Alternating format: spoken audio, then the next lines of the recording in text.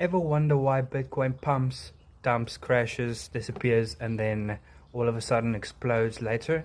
It's not magic. It's the 4-year cycle. Every 4 years, Bitcoin goes through a halving event. It means the miners get half the rewards of the previous 4 years.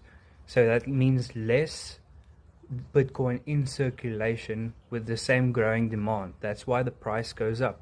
And this happens after every halving. So here's how it works. Year 1 is the halving. Year 2 is the bull market. Year 3 is the bear market or the crash.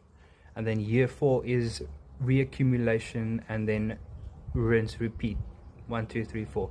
So the halving was in April of last year, 2024. That means the big move might be in 2025, but usually then it's too late. So stop crying, start buying, don't freak out, zoom out, follow and like for more updates. Don't chase the hype.